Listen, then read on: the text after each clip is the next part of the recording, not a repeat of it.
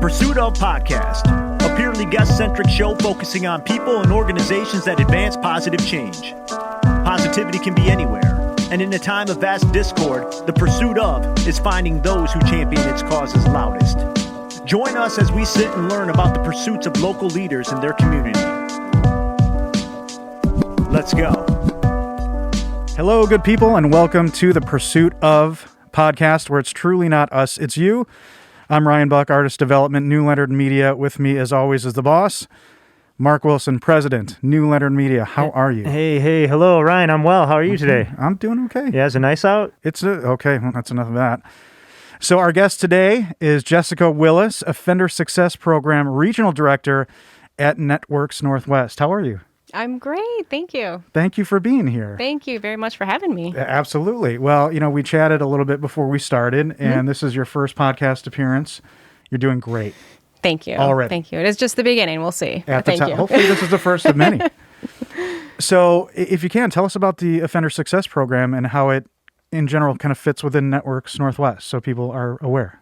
Sure. So the Offender Success Program is something that came to our community way back in 2005. It started as a pilot program. And at the time, the state of Michigan was really struggling with, number one, the number of people we had in our prisons, but also when they would come out, the impact of them committing a new crime and returning to prison, and the effect of that having on our state budget. It cost approximately $34,000 to house one individual in a prison for just 1 year. Right. And when you have over 50,000 people in prison in your state, that really causes an issue for our state funding. A lot of that money could be going to other things. And without help, the chances of them going back to prison are statistically very high. Very much so. Right. Yep. At that time, our state's recidivism rate was around 50%, which means 1 in 2 people, when they would come out of prison, they were likely to commit a new crime and go right back. So it was really almost like a revolving door that we were looking at in our state. So it was really a crisis. And at that time, they started this pilot called the Michigan Prisoner Reentry Initiative, which really was an entirely new way of doing business for the Department of Corrections, looking at early release dates, releasing people, a variety of different policies that they did. But then one of the tools was this reentry initiative pilot that they did. And we were lucky enough up here in Northwest Michigan and Networks Northwest to be the administrative agency for that pilot. And what it was is working directly with our local parole agents, community providers, as well as the state, and identifying what resources these individuals need when they're coming home, because these are our community members. These are not individuals from other parts of the state. These are people that are here and are going to come back home. So what do we need to do to help them out? Was Networks Northwest the only organization in contention for this partnership, or were there other organizations that fit? Potentially there could have been others at the time. There was, a competitive bidding process. Right. I came onto the program in 2006, and this started in 2005, so I just missed that kind of very first year. All the drama. I've had plenty of drama since then, but at least that initial drama. Well, given what you deal with every day.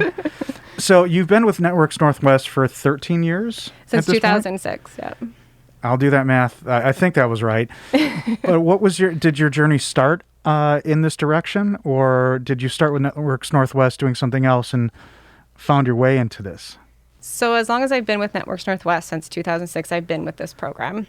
Wow. So I have a lot of history with it and have seen it evolved over the years with the Department of Corrections. Wasn't necessarily where I started out with my career, but when I did land there, as life often is, just kind of put you on this trajectory and kind of been with it ever since. And I didn't say this in the title, but you oversee Region 2. Correct. So how many employees does that represent, and how many regions are in the area? So Region 2 is comprised of 10 counties. So we cover Antrim, Benzie, Charlevoix, Emmett, Grand Traverse, Kalkaska, Leelanau, Manistee, Missaukee, and Wexford County. Are you trained in having to do them all? Yes. Do people say rattle off all 10? It was one of the very first things I learned working at Networks Northwest. That's our region that we cover. Sure. So it worked out nice that was the Region 2 for the Offender Success Program, which is a statewide program, so it's everywhere in the state. There's 10 regions that have a counterpart like me for it. Right. And your primary Networks Northwest primary services categories are workforce development, business and economic development, and community development. And then you have programs underneath, including Michigan Works, small business development, the Procurement Technical Assistance Center. In your role, do you work with any of those organizations as well in your program? So it depends. We will have individuals in our program, participants who might be interested in starting their own business, or they may have had a business before they went to prison, and they're looking to get that going. We'll refer them maybe to a small business development consultant to give them some advice on that. It is interesting. Networks Northwest has a variety of programs, and kind of my elevator speeches, we're a headquarters for a variety of state and federal grants and programs all the way down to the local level. And there's just so much that we do and integral to the community. Sure. And it's really great work. I'm happy to work there. Can you speak to how grants affect you? Because, we've had this topic on the podcast before, and kind of dispelling the myth of, hey, free money. How does that, in your eyes, work to help you succeed? So for us, specifically the Offender Success Program, we hold the contract with the Department of Corrections. So our funding is state funds, and it's something that we have to apply for and say what we're going to do with it. We're held accountable to the penny. We're audited twice a year. It's something that, with any other state agency, the Department of Corrections is very good at keeping an eye on what you do with their money. So as far as, that cycle and what happens when different administrations come into power and they change the name of your program and they tell you you're going to do these things, it's constantly kind of this flux of riding a wave, while at the same time just making sure you can maintain your services, you can maintain those positive community relationships, and you can just kind of keep the ball going. Wow. And then in the background, manage all that at the so same you need time. to constantly have somebody who's just got their eye on the regulatory portion and what you need to do to be compliant with it's this new... It's a big part of what I do. That's a big part of what you do. Yeah, absolutely. Yeah. Wow. Yeah. So Networks Northwest's vision, the vision statement, I like this a lot. Yeah. And it leads into a question, and it starts with, we envision a diverse and resilient economy in Northwest Michigan. Mm-hmm. So looking back, how do you define a diverse and resilient economy 10 years ago? And has that changed since for our area? Wow, that's a good question, Ryan. So what would I envision it 10 years ago? Yeah, what did it look like to you? What did that diverse and resilient economy? I was very tired 10 years ago. That was when my son was born. He was 10. So I was very exhausted back then. But, I think it's everybody being inclusive and appreciating everybody's differences and being able to listen and have conversations like this and not necessarily having that stigma. That's a big part of what we do, is trying to, whether it's affordable housing, whether it's reentry, whether it's, small businesses, we're, constantly looking at how we can destigmatize some of these myths that are out there that, evidence shows and research shows can be good for our community. Right. Well, a diverse economy, I think, was really a different notion 10 years ago. And looking forward, Mm-hmm. since all of these advancements in inclusion and people getting on board with these things, I think that's a good thing. But you hold a BA in sociology and are a licensed master social worker. Correct. Yep. So were the seeds for this, helping offenders reenter society, was this notion, were those seeds planted in school, or did this kind of grow after? That's a good question. So originally, when I went to school and I decided I wanted to go into social work and be a master's level, I was very intrigued with the administrative side of a big part of what I do as administrative social worker. Did not necessarily think I'd be working with this population. However, my last year of graduate school, they have to place you in an internship, and the instructor at the time said, I think this is going to be great for you. It's this new pilot program. I think you're going to really like it. And I was like, I am not interested in working with offenders. I don't know. Did it seem kind of intimidating to you? What was that initial reaction? It just seemed the complete opposite. I was very much more interested in other social justice issues, especially around, women and families. I was like, this is not for me. But hey, if it gets me some experience, I'll do it for a year. I'll get my internship, get my degree, and I'll be out of here. And here I am in 2021, still doing it. I would say it got just kind of sowed. And the agency is such a great agency to work for that also helps you feel like you belong and that you're doing good work and you're treated as a professional. So then it's been rewarding for you personally, but have you since changed the notions that were in your mind before coming into it? Yes. I would tell you that when I first learned about the program, my initial thought was, well, that isn't happening already. We're not talking to individuals before they're released from prison about what's your plan, where you're going to live, where you're going to get a job. We're not connecting them with resources. I guess I had this very naive idea that this was something that was already happening and wasn't necessarily this big revolutionary initiative. I know from personal experience, it's a really tough time coming out. And so say, for instance, I went and I got a college degree. And then guess what? I had to check a box over and over again. And I'm not complaining. I'm just explaining that that's the way it is. And it's almost heartbreaking. And luckily for me, there was Michigan Works around, and there's some other organizations, the Grand Traverse Band. I'm a tribal citizen. There was some hands up that I was able to access. And it's good to know that Networks Northwest is there doing the same thing. Yeah, absolutely. It's you bring up a really good, it can be so discouraging. Yeah. And it's, what we do, I have staff that work one-on-one with individuals, that first week they're out, and helping them prepare. And to the Department of Corrections credit, they have made a lot of changes in the past 5 to 6 years in terms of preparing individuals. They have actual certification programs now where people can come out with a master mechanic's license. And so we're able now to work with them and then prepare. So when these individuals come out, we can, you are going to have to check a box, but this is how you're going to handle that situation. And don't give up, because, you're going to maybe hear a lot of no's before you hear a yes, but you'll hear a yes. Yeah. And like you said, having that support system, all the research shows is what makes such a difference for people. Well, and hopefully the tide keeps on trending towards the destigmatization of this, and more employers looking at people with nonviolent crimes and misdemeanors even, and saying this person deserves a chance. Yeah, for example, for me in particular, as far as stigma's changing, I mean, laws change. Yes. So in 2003, I'm a felon for manufacturing cannabis. Today, there's a lot of very successful businesses manufacturing cannabis. So yeah. Including Jim Belushi. He's a good dude. Met him behind the casino. He's doing it. Well, we had a phone conversation earlier, and we talked about when life was normal.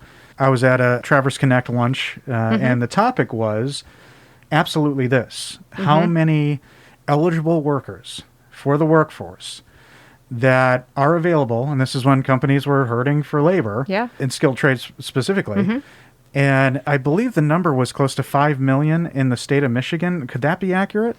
Oof, I'm not a numbers person, so I don't know. And it will not hold you to this. And but this is just it would not necessarily surprise me. And these are individuals who are not being employed because of a felony on their record. Is the problem it's just not looked into because there's the box that you have to check? What are we doing to educate employers to maybe look deeper and just look beyond that checked box? Yeah. You bring up a really good point. That is a big part of what our program does. Not only do we work with the individuals who are coming back home that are formerly incarcerated, but we work directly with employers in trying to do exactly what you're saying, educate them that the talent pool has evolved, and you are missing an opportunity to really tap into a whole segment of it that, quite frankly, are very motivated. The majority of these individuals that we see want a job desperately. They want to work hard. They want to do better. They want to start over. So they're very motivated. The majority of them are very skilled. They had occupations prior, or they got trained in the prison, or we're working with them to get skilled.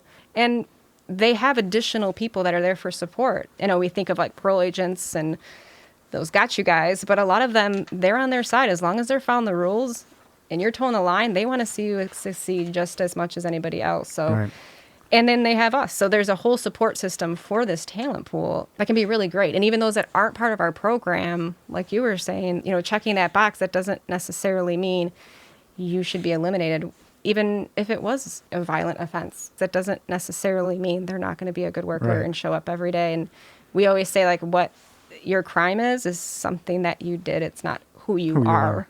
So that's what we need to educate employers on. And individuals in that particular scenario may be the most loyal. Yes, we see that. Because they know what it's like to lose. Absolutely. And that could be, years from their family, their previous job that they cared about because of one thing. So we talked about how businesses view these candidates. How are we doing locally? How do you think we do locally? And is there a local business that kind of leads, in your estimation, we're not holding you to numbers, who leads in this regard and embraced it maybe first?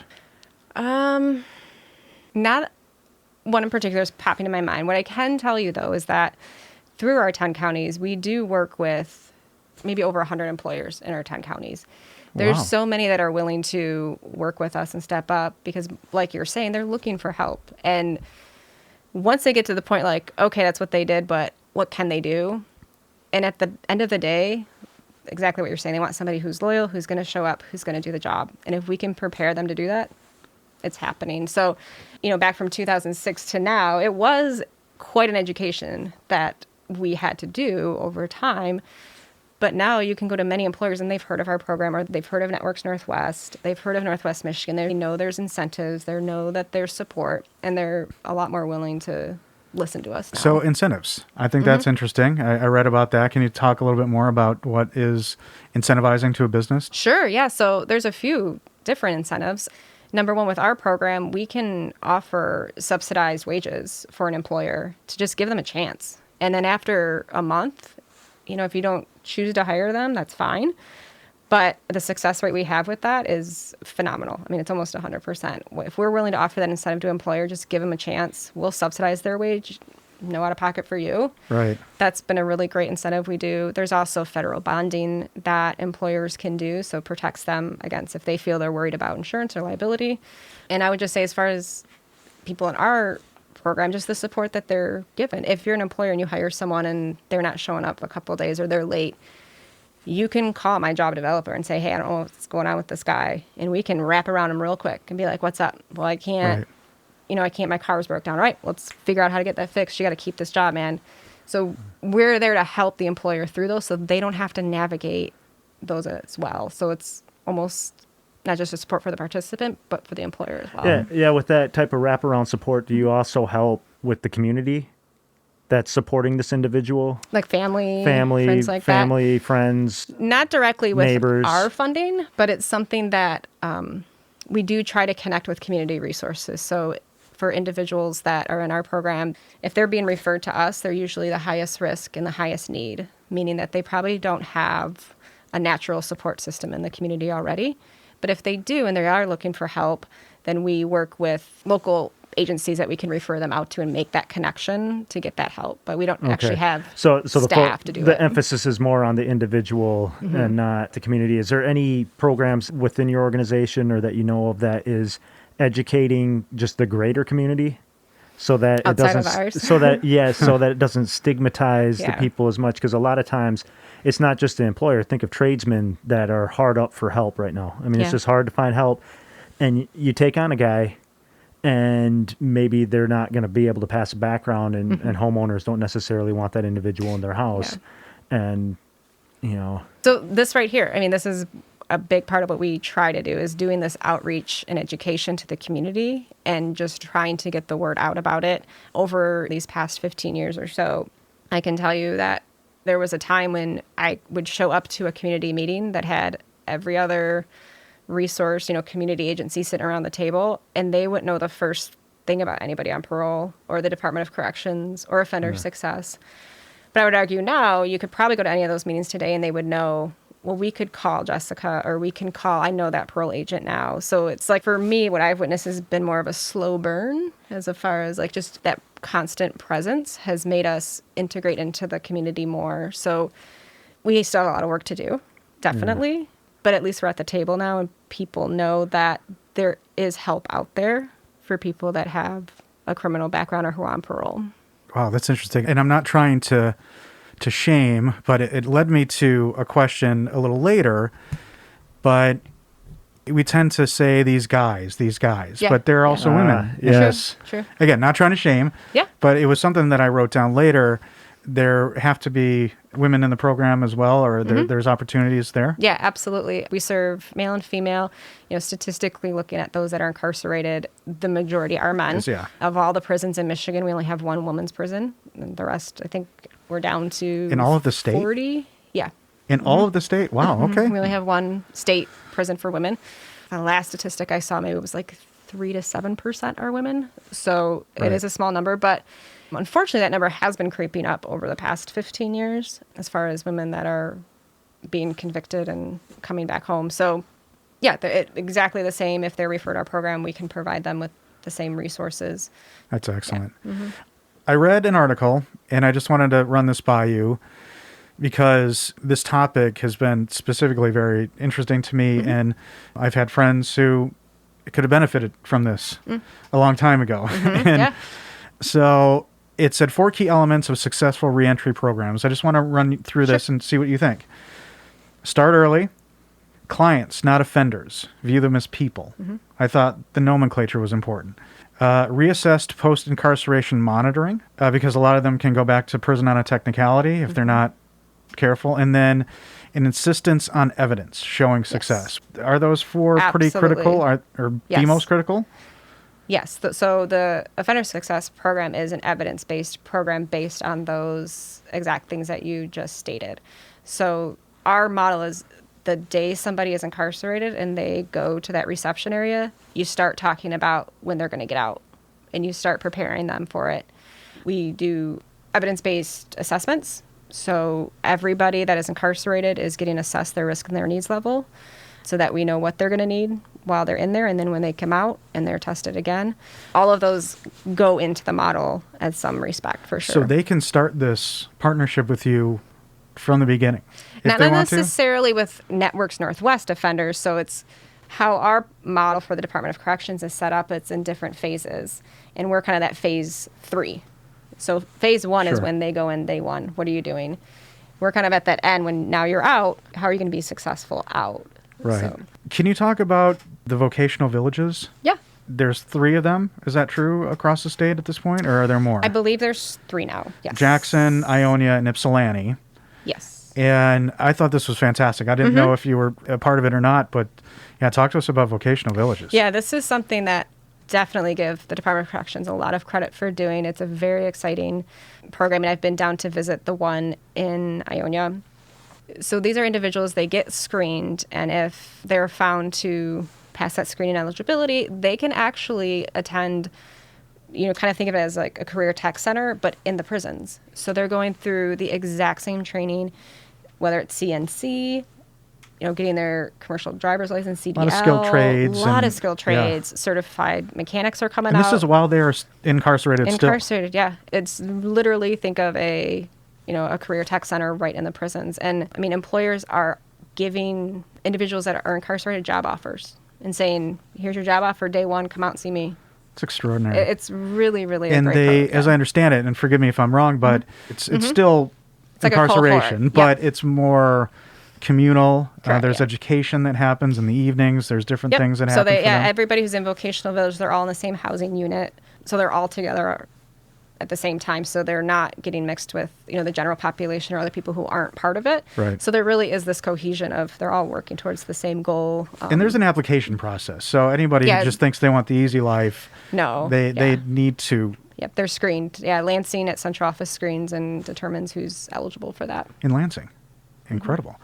There's a really compelling video on it. And the thing that I pulled from it is a gentleman who said, when I get out of prison and if I live next door to you, would you want me a skilled person who's ready to contribute, or would you want me somebody who's probably going to be back in here? Yeah. And you hear that. You just hear that and you see that, and it's so earnest. And you see somebody who really made a mistake and really is trying to, Yeah, it's right. Very profound. And, going there was very profound, too. They've had job fairs there, pre-COVID, where they would be set up and they would have their resumes and they were ready to interview. And it was really profound to see. These are individuals that are ready to come home and ready to work. And as of June 2018, graduate employment rate was 63%, which is amazing. Has that jumped a little bit? Sorry to hit you with a stat. I don't know. I don't know if that has jumped or not, to be honest with you. I don't know the statewide statistics on that, but that sounds about right. And as of that time, there were 477 employer partners, and that's a pretty large amount. Yeah. And how do you go about securing employer partners? Is that's an interesting pitch. It is, and that is really the challenge. This is something that we have tried really hard to get out and educate our local employers about, that this is an opportunity. We actually had an opportunity a couple years ago to take an employer down there so they could see it, Kalkowska Screw. out in Kalkaska, they came down to actually go inside, and they saw it, and they've hired people from there. So Wow. that's really the challenge, is educating them and letting them know. And you have to have an employer that has an open enough mind and doesn't have that, stigma that, nope, they committed a crime, they're not even Right. worth offering a job to. So that's really the challenge that we try to work every day to battle against. And the more we think about it, and this is not a political show, but politics have to affect your work. But what's great is the past few presidential administrations have all been very supportive of these kind of initiatives. You have Operation New Hope, Ready for Work, which is a bigger program that presidents have supported. Obama administration with a Fair Chance Business Pledge, which I think was trying to get rid of the box and engage companies like Google, Starbucks, and Coca-Cola. What's the current climate right now? Is the current climate politically still supportive of what you're doing? Anything new that's happening on a national level that's helping you? So nationally, it's hard for me to comment just because our funding comes from the state. Obviously, that does have an impact in terms of, like you said, the climate. We're lucky enough in Michigan that this program's been around long enough and that we have positive outcomes to show the legislature that, and dollars matter, like we are saving the state money, that we have bipartisan support in the state of Michigan. And we have for the past 3 administrations. They do, like I said, like to change the name or like do their own little twist on it. But at the end of the day, it works. And whatever side aisle you're on, you can't deny the savings and you can't deny that it is helping communities be safer. So Right. we're lucky in that regard. That's an aspect of it that I think maybe doesn't get enough attention, is that safety in the community. You have somebody who's focused on doing something they're trained for, and they have a purpose, and they have some humanity, Yeah. and they're not maybe, doing something that they shouldn't. 2018, the Clean Slate campaign launched, which was something I think that was interesting about automatic felony expungement under certain criteria. Michigan signed it into legislation in 2020. Did that open more doors to make your life easier? Well, not quite yet, but maybe it will. So Networks Northwest Michigan Works will be starting, it's called a Clean Slate program, where we'll actually be able to work with individuals who are Is this interested. a scoop? Are we scooping this program on the show? Maybe, perhaps. All right, cool. You maybe heard it here first, folks. Yeah. We'll have people that will work with individuals who are interested in getting expunged, and it'll be in partnership somehow with some sort of legal services as well. But that's a new program that's coming out from the state that we'll be administering. So we'll see where that goes. It was something like that, maybe, attention diverted, obviously, because of what's been going on for the last over a year. We'll see. Yeah, we'll see. Because U of M research suggests that only 6.5% of people successfully expunge a conviction within 5 years of becoming eligible. And a lot of these are not major things to be worrying about, and they're just carrying this. And again, the box stops them. Yeah, and it can seem very overwhelming and discouraging, and you just want to get on with your life, and there's a lot of paperwork. I mean, it just, from any experience I've heard from individuals, just seems like, Right. I just don't want to deal with it. I've already dealt with the government. I've dealt with bureaucracy. I've dealt with, It's I just easy want to give get up on. at that Yeah, point. It's easy. It truly is.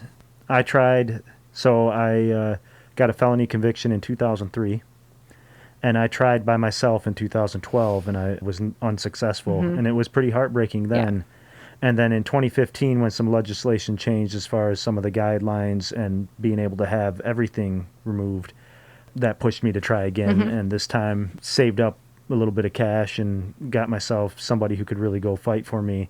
But not everybody has those types of resources financially. Yeah. And or falls within those guidelines all the time. So like whatever we can do to help some of these guys out, especially those that do fall within the guidelines, because sometimes you just don't know about it. Yeah, absolutely. This was like, for me, even learning of it was just kind of like a dumb luck thing. It just kind of, my sister had heard about something and said something, but it's not like it was ever Like on your radar. Like it ever came to me. Yeah. And I think programs like this, when applied appropriately, are good. It's an automatic. It's trying to make things a little easier for people in that criteria. We've talked about the savings to the state. I mean, and the money is huge. Safety in the communities. Help for our fellow people. And we're doing an okay job Do other countries do this better? Ooh, good question. I imagine so. I don't know for sure. You guys don't like check out what's Denmark doing, you know? That was like, I was going to go right to Scandinavia. Because their sure prisons they're doing are like, something. like you know, kind of limited service hotels in this country. Yeah. Prior to COVID, I'm sure you went to events and things like that. They didn't really talk about, you know what, so-and-so is really killing it in this space. Maybe we can partner. Maybe we can find out how they're making this work or not. Not so much at the state level. That may be happening more at the federal level. I think it'd be nice if more of that was happening. However, we are dealing with a state agency. And as you said, like, you have to think about that pendulum kind of shifts back and forth. And we are coming off a very long shift from the 80s and 90s when we were very tough on crime. Right. We were locking up a lot of people for a lot of things because that was what our culture got behind as a country. And so in the big scheme of things, you know, only being 30 some years out from that, it's still a long road ahead. So I think there's still a lot of work to be done, but there still has to be a lot of shift in that culture of how we are tackling crime and how we are tackling people that commit crime. Right. Well, if we are lucky enough to get international listeners, you know, get at us. Hey, get it out, yeah. If you're really killing it in this Hit us space and let us know what you're doing in Denmark. I don't know why I keep going to Denmark. Are there ways to support your program, either through volunteering, through donations? We're not in a position right now to necessarily accept cash donations. We could. It's just not something that we go out and somebody dropped it look off at for. the front I'd be like, door. we'll figure out a way to use it. Okay. But we're always, I would say, you know, our biggest support is just getting that word out and having conversations with your community members and advocating. And feel free to contact me. I'm happy to talk to any groups. I'm happy to, you know, come present and talk with people.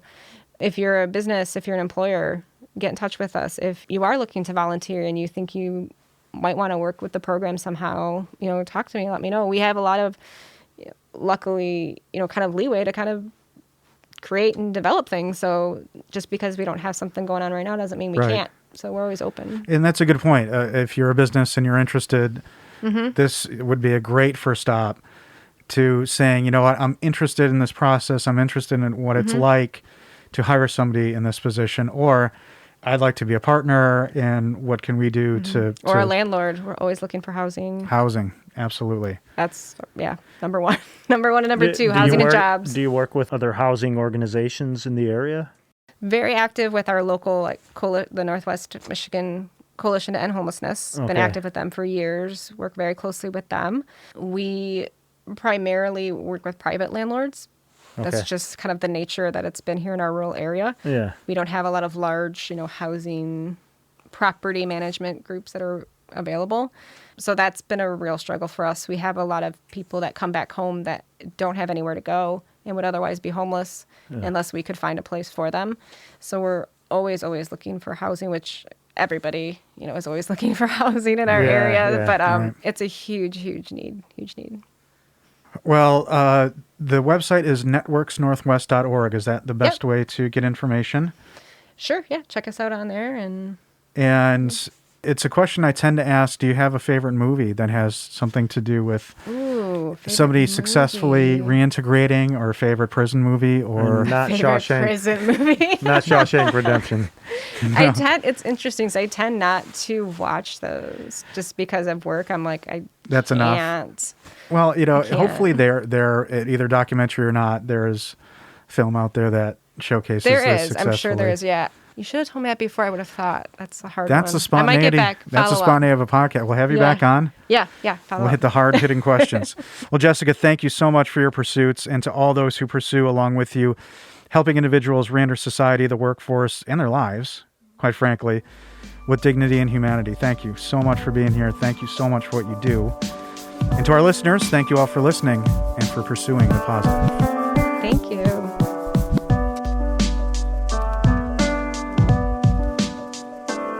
There it is one more time, the Pursuit of Podcast. Thank you so much to Jessica Willis from the Offender Success Program at Networks Northwest. To get involved and for more information, networksnorthwest.org. And also want to give a big shout out to our supporters, Tin Lid Hat Company, tinlidco.com. Use promo code ThePursuitOf for 40% off to our listeners. And for general production inquiries and for podcasting, visit newleonard.com.